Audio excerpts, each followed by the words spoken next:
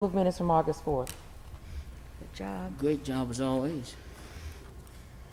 Appeals, we have requests for waiver of the noise ordinance every Saturday and Sunday in August and September from 6 p.m. until 9 p.m. This will be in Baumhauer Park. Can we just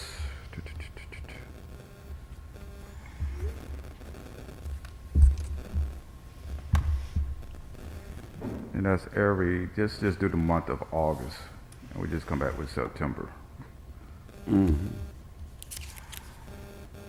So every Saturday and Sunday for the month of August, Yes, and let then me we'll see come how back. that. Yes, Okay. yeah. Let's see how that pan out, because even though it's in a secluded area, just in case there is any problems, I can approach that in September. But the month of August, let's just do that, and we just come back and visit it in September. Okay. And don't they have to go through the Parks Department too to make sure they're not, like there aren't other groups that didn't need a waiver, but, He did. so they've already gotten all that permission? Yes. Yeah, that's good.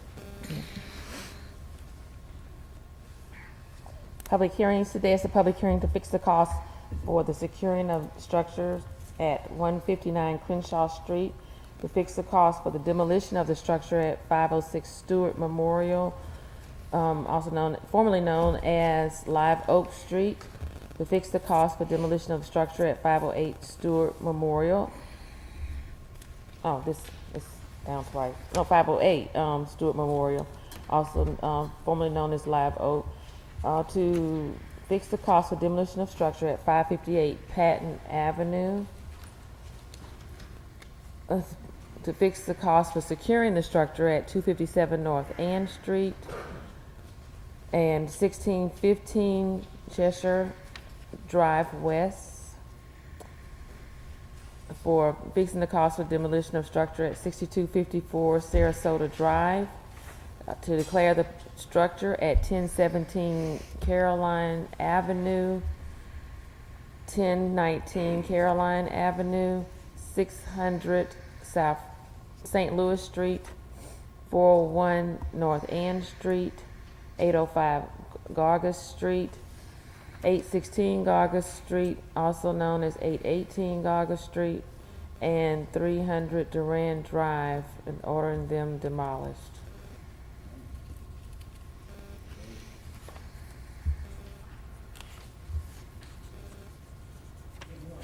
Good morning.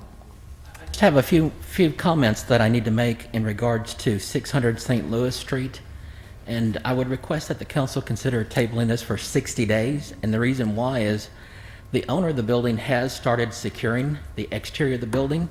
And I would like to follow up with the owners to find out what their plans are for the renovation to the roof of this structure. So if we could consider tabling this for 60 days to give me more time to follow up with the owners. And then also for 401 North Ann Street, this is one that could be tabled permanently, and we have a success here. The owners have been issued a demolition permit, and there's active demolition occurring today. So this would no longer really need to go before council to be declared a public nuisance. And then I want to follow up with 300 Durandi Drive. This is on the agenda for a demolition, but I just want to clarify that municipal enforcement is really looking for a combination demolition secure, that there's an addition to the west that we would like to demolish that is deteriorating.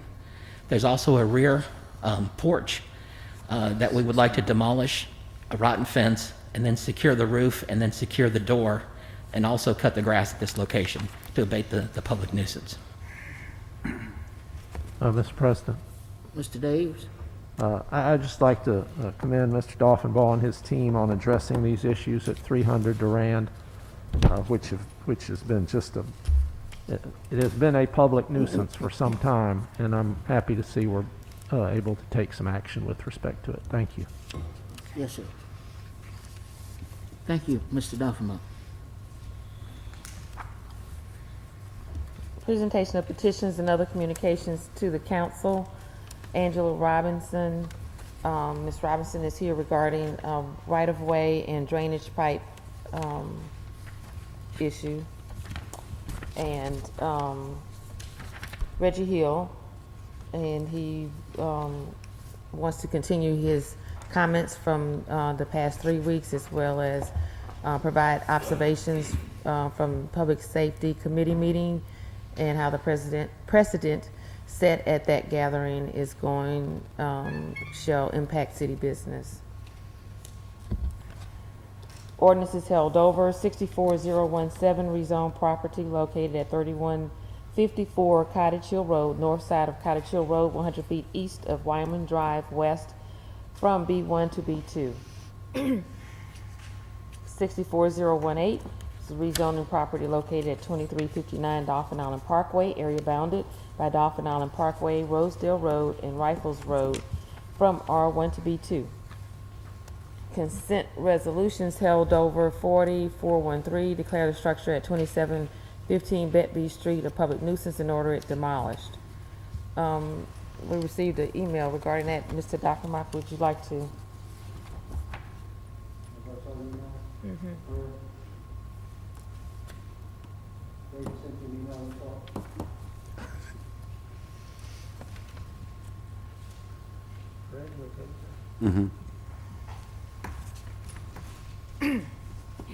Okay, we moving on? All right. Yes, ma'am. CIP resolutions held over. 21553, authorized contract with Tyndall Construction for Richards DAR House exterior repairs. All of my questions are answered, Mr. Williams. The project is ready to move forward. I think it's an appropriate time to say whether or not we should be maintaining a historic structure, the cost that thing runs. You know, $100,000 a year, somewhere in there. We have another structure down the street that we maintain, and then we basically give to the distinguished young women. We have another structure that we maintain, and then we essentially rent it for a song to the state legislature. I just, we got to get back on we were on a roll at one time of trying to turn property back to the private use. And I think that, we need to be looking, especially if these historic structures are costing us hundreds of thousands of dollars. That's a neighborhood, a subdivision resurface, or relit, signs put up. And instead, we're telling those residents they have to wait while we continue to pay these, in some cases, enormous costs. And I don't know how the rest of the council feels, but, I'm glad you held it over, got your questions answered, so that I can think about that thing for a week, and that's kind of where I came up. And I don't know where the administration is on the plan we had, but I haven't seen us getting rid of anything. So, Mr. President, if I could make Yes, a sir, comment. Mr. Mayor. That is a fact that we've spent, or will have spent over $300,000 in the last 3 years on the DAR house.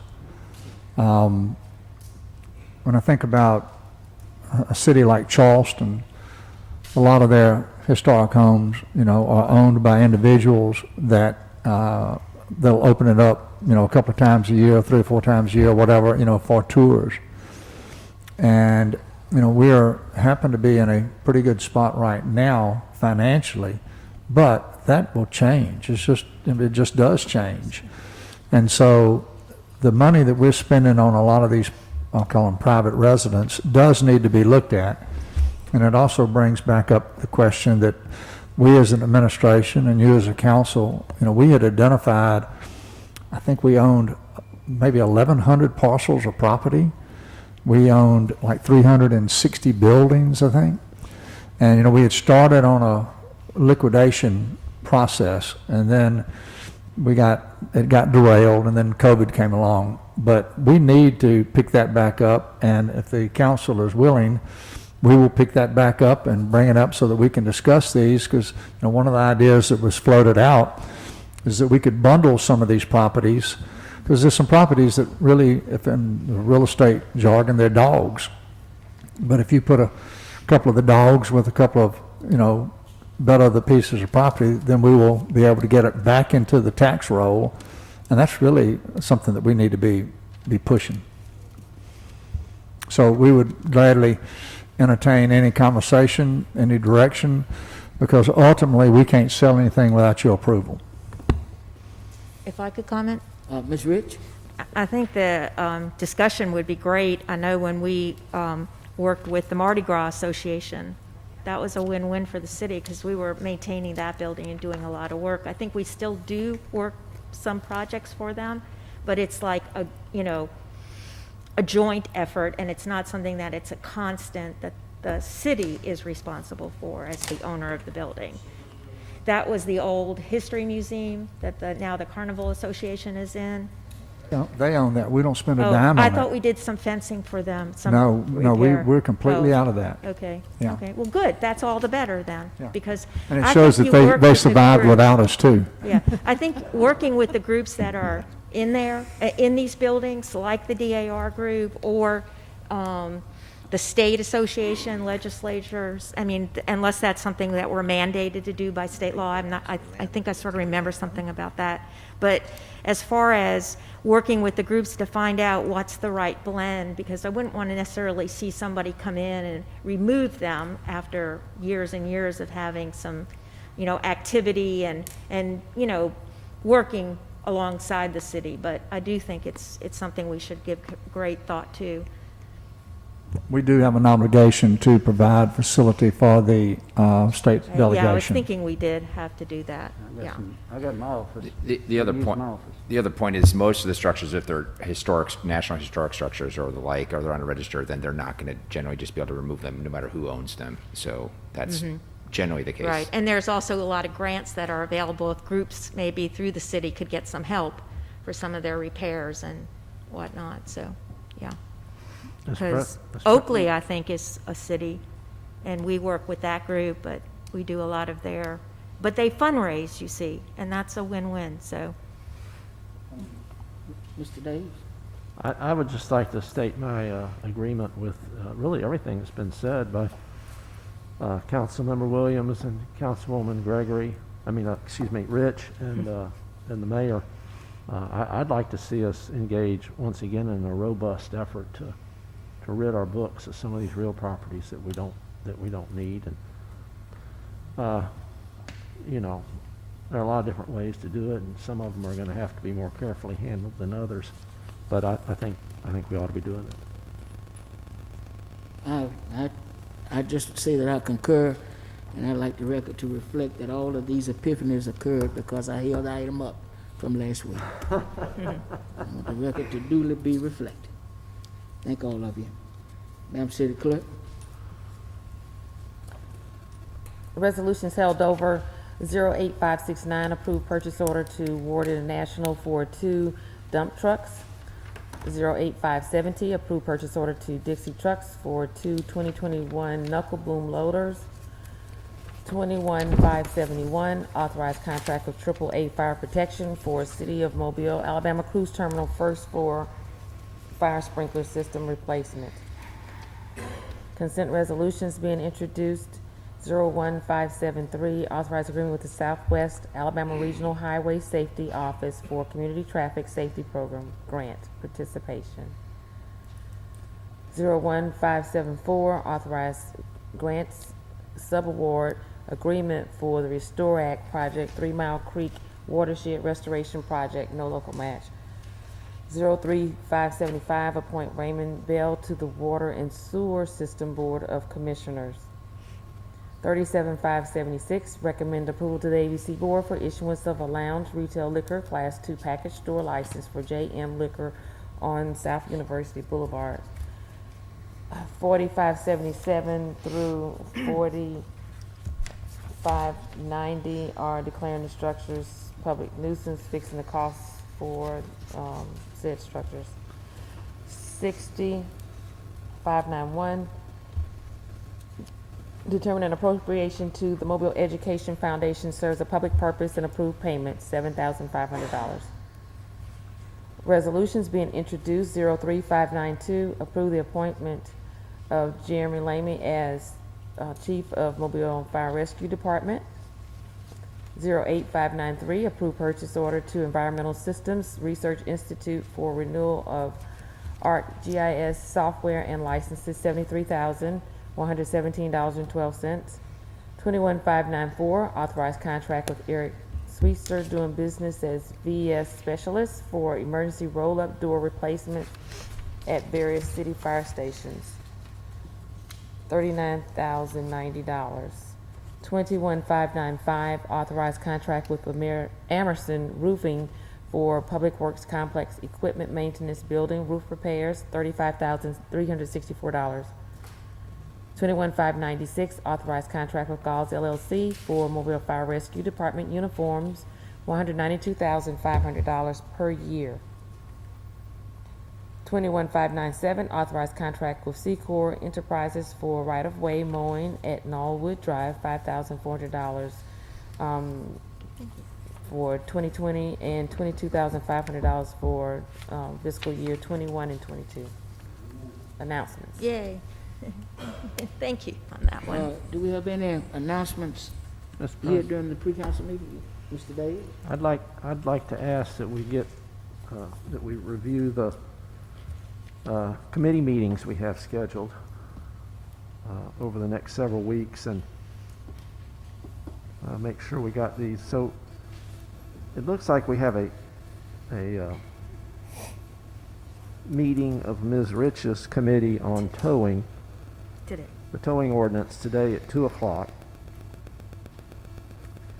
And the next Tuesday, the 18th, the Rules Committee meeting to review the rules on speakers. Is that at 1:30? Mr. Williams? 1:30, that's correct. And then at 2 o'clock, we have a Public Safety Committee meeting on the relooking at the ordinance on the Police Citizens Advisory Committee. That's at 2 o'clock. And then there's a Finance Committee meeting at 3 o'clock on the food trucks regulation. My concern next Tuesday is that I wonder if we're going to have enough time from 1:30 to 2 to talk about the rules on speakers. And then on the 25th, we have a meeting of the Finance Committee at 2 o'clock to review the budget with Mr. Wesh. And I know that Ms. Gregory has been trying to get a meeting scheduled to talk about, heavens, I forget what it is you're going to talk It's about. the Airbnb, not The the rental, short-term rentals. rental properties. Yeah. We can, because we've got such a stacked up grouping of committees, we can put that off for a little while, but, or we can probably even schedule my committee for a Zoom if we need to. Because I know CJ's got his Monday, right? Yeah, on the 17th at 3 o'clock, Zoom, Gonna Monday. do a Zoom, yeah.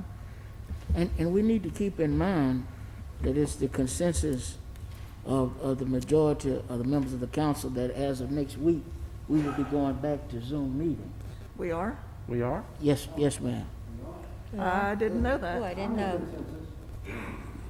Wait, That's wait a what had been indicated to me by the majority. I never weighed in, so I was not aware. Well, We Right. talked about Well, it, that but we was at the didn't meeting affirm last week. anything. Right, But so we that- never had a consensus at our meeting. Well, let's reach a consensus now then, Ms. Gregory. How do you feel? Ms. Gregory? If that's what everybody wants to do, I'm fine with doing it. Mr. Vice President? And I'm fine with it. Mr. Richardson? It doesn't make any difference to me. Ms. Rich? It's fine. Mr. Davis? I'd prefer to meet in person, but I'll certainly comply with the will of the council. That's great. Well, that again reaches the consensus we had reached. And so we need to, chairs of the respective committees need to make certain that these committee meetings can be held appropriately. Yeah, I think the concern coming up, especially with the budget, is how do we handle public hearings? And I know we had discussed this, how we're going to do that to make sure that people are able to speak during these public hearings. At September 1st, we've got it on the Madam books. City Clerk, did you have a response? The 1st. Well, I mean, this is the middle of August. What, are we going to do Zoom meetings for 2 weeks and come back? Or, I really, to be honest with you, I don't have a timeline. We can have that by 10:30. And any other public hearings that are coming up that are already scheduled, you know, you'll need to, We'll set it up where, those people that want to address the council, then they'll have to submit to me on Thursday prior to the meeting, and then they'll get a password and a link to the Zoom meeting. oh, so they will join us via Zoom. And they'll be identified who, That's how the planning commission does it. It's pretty smooth. Okay. So are all these, so we're gonna have the meeting this afternoon will be here, Yes. and then on Monday, Mr. Small's meeting will be by Zoom, and so am I to assume that every city council meeting and a committee meeting starting next week will be Zoom meetings Until further notice, yes, sir. until further notice? And is the clerk gonna, clerk will set these up for us, and Thank you, Madam City Clerk. Mr. Chairman, Mr. Richards? I think we need to put forth every effort for the public to understand that we are going to, we will be holding virtual meetings, because just today, this morning, before I left home, had someone call me regarding the Public Safety Committee meeting, and I told that person that it would be in this auditorium next week. And so we need to make sure that the word is out where the public will know how they can participate Yes, sir. in these meetings. I also would like to say that if we can get some information on, I would like to see if we can get consensus to take up the issue of the fire chief today. If we can get some information on his replacement. On what? I'm sorry. His replacement. I think that could be facilitated. We've had some discussions, and I believe our public safety director and Mayor Stimson is ready to elaborate on how we would move forward. I think if we can get all of that out, I don't see no need for us to. To lay it over? Yeah. No, I totally agree. That would be great. that'd be great. Okay. If I would be in favor of it, Mr. Public Safety Director, or Mr. Mayor, Mr. Public Safety Director? Yeah, thank you, Mr. President. I'd like to get Assistant Chief Lamey to stand up and Chief Morris to stand up. On Chief Seeley's recommendation, and then on Chief Lamey to take over your ISO 1 fire department and make sure that we stay on an ISO 1 path. So we are putting Chief Lamey up for fire chief. Right. Chief Morris will then move up to the position that Councilman Richardson is asking about, the vacated position of Chief Lamey. Both of them are here this morning in case any of you want to meet between now and our actual council meeting. They'll be glad to do so. And I know, Mr. President, that you've already met with them. Thank you.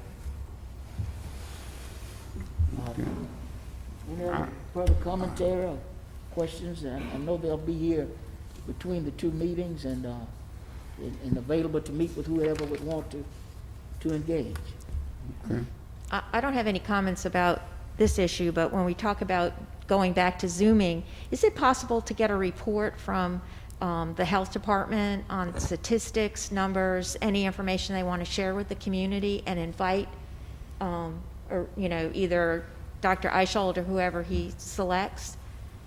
I mean, because I think this will get the people's radar up that we're, you know, maybe have some kind of inside information, and we really don't. So I think it would be very smart for us to do that. I think we can work that out, Ms. Rich. Okay, great. Yes, ma'am. Mr. President, Ms. Gregory? I have just a question, and Colonel DeLapp, this would be for your department. Residents continue to ask for speed bumps and speed tables, that kind of thing, and we have talked off and on for years about discontinuing installing these speed bumps. So I had asked our traffic engineer if there had been any sort of policy decision made or announced, because when people ask me about them, you know, I have to say, well, let me check and see. I understand that we may not be installing speed bumps, so if there could be a specific policy, I think we all need to know that going forward. And those that are in the pipeline now and are funded, will they be installed? So go ahead, ma'am. Yes, we will come up with a policy so there's no ambiguity about it. So we'll do that. Okay, yeah, I think that would really help. Thank you.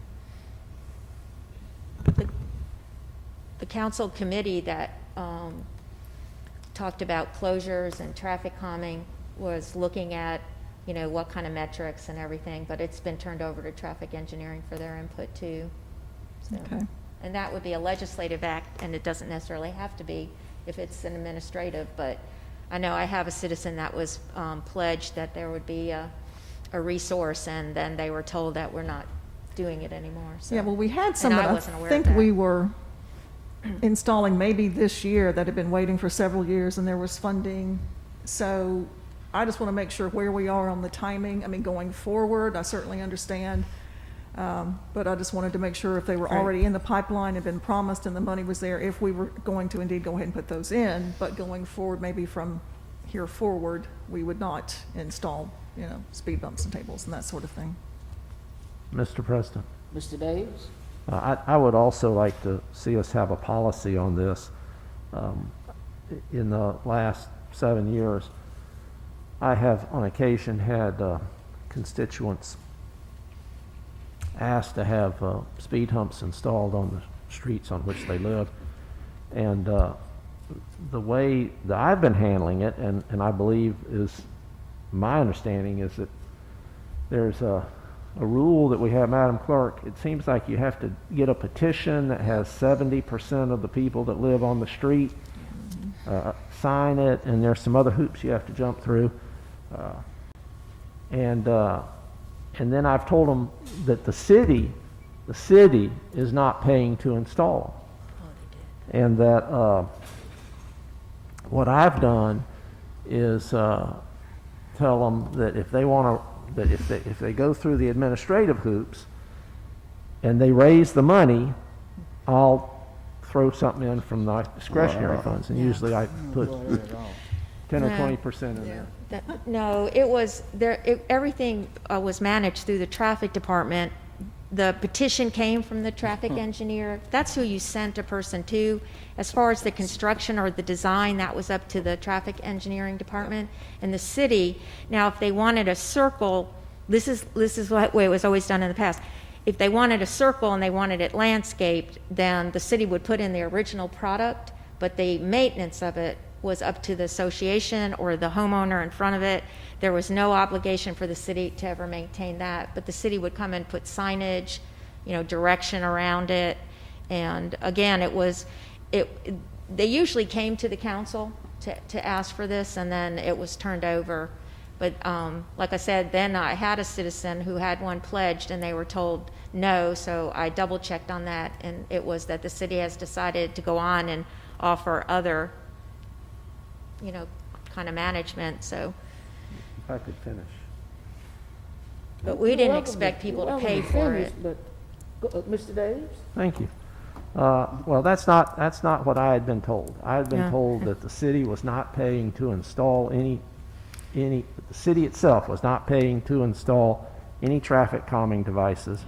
The city would manage, if the neighborhood wanted to go through the administrative hurdles and pay for it themselves, or money was available through CIP, that could be done. And I that's- never heard that. So Yeah, I think well- that points out See, the need to have a uniform policy. Well, because see, if not, you're going to run into the haves up against the have-nots. Right.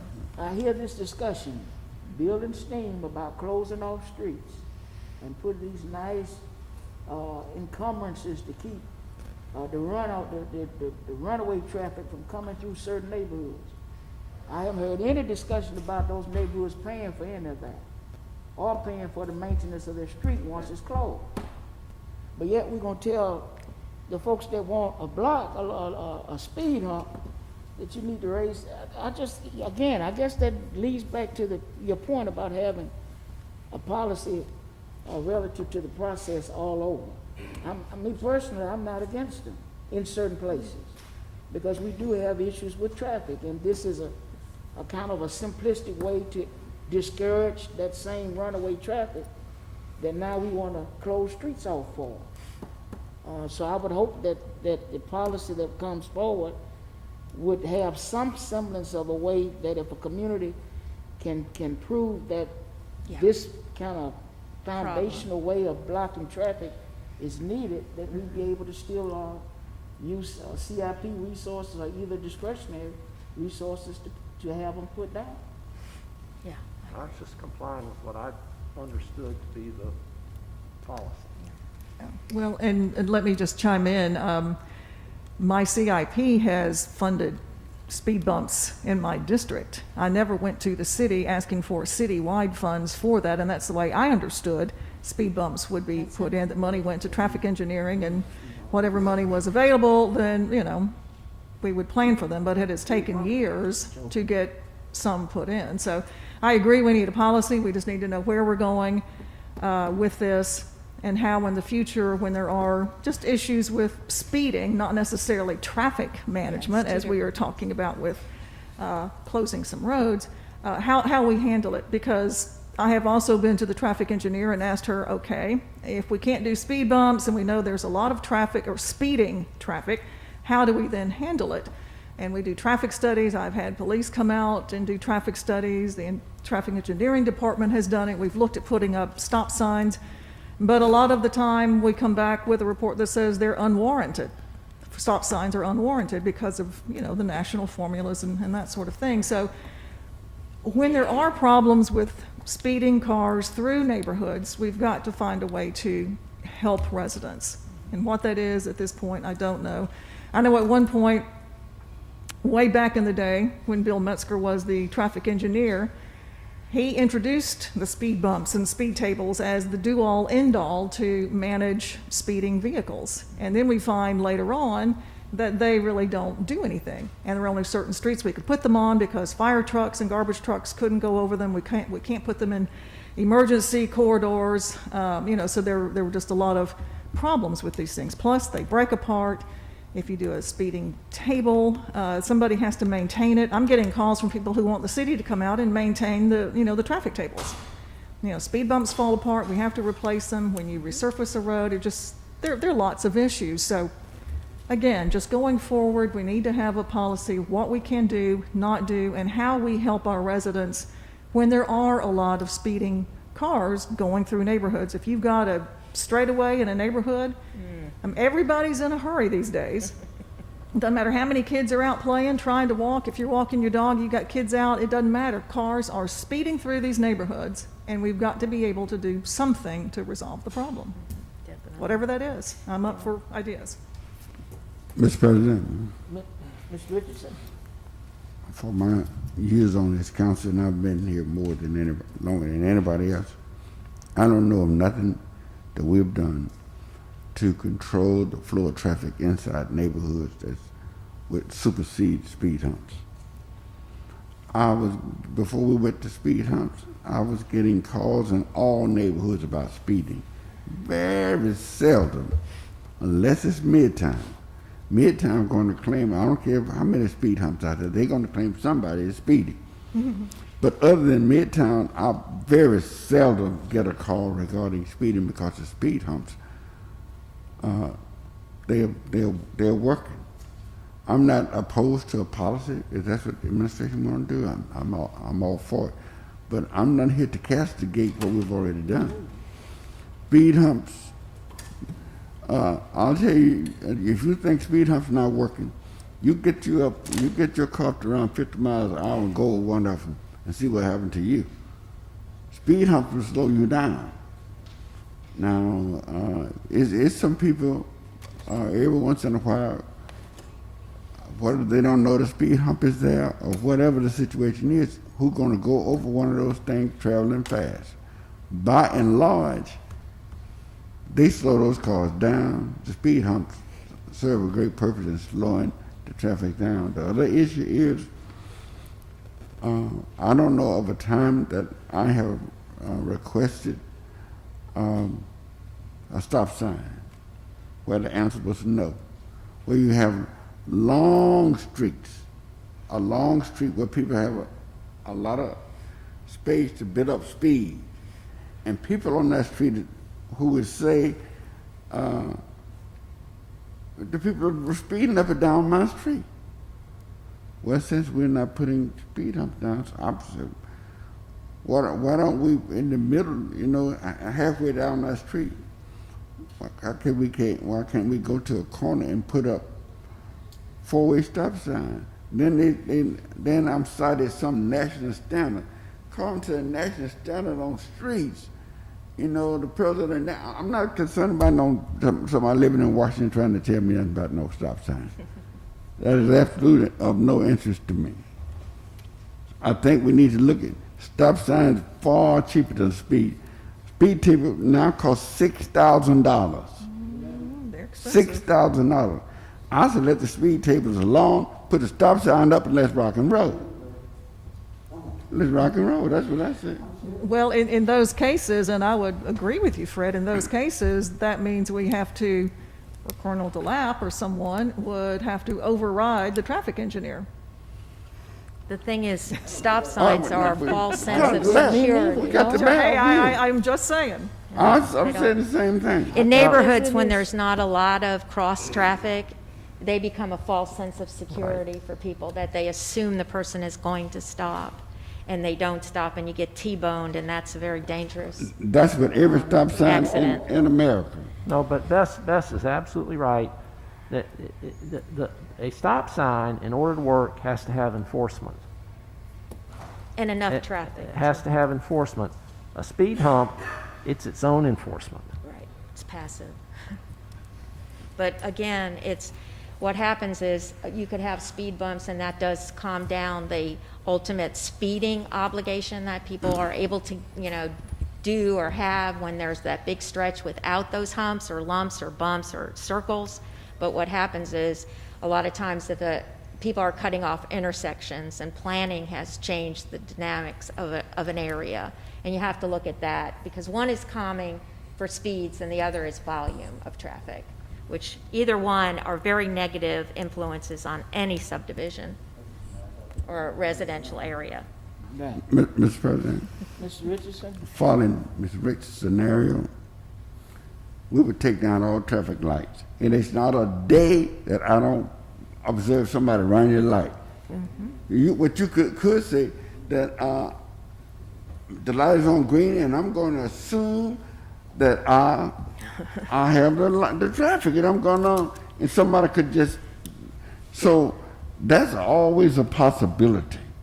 But the lights serve a purpose. I don't know of no city saying we've had so many accidents at a traffic light. Let's just abandon traffic lights and let the folks fight their way through there the best way they can. It's not happening. It's not happening. The same thing I say with stop signs. It's some people running the stop sign. They run the lights too. We're not taking down no lights. So I think the stop sign will serve the same purpose as a red light. Red light means stop, stop sign means stop. Sometimes they run the red light, sometimes they run the stop sign. Mr. Mayor and Carol, it's clear that there's great interest amongst this council To solve in the these subject problems. matters, and I hope to hear a policy, some ideas relative to a policy very shortly. Any other announcements from the administration?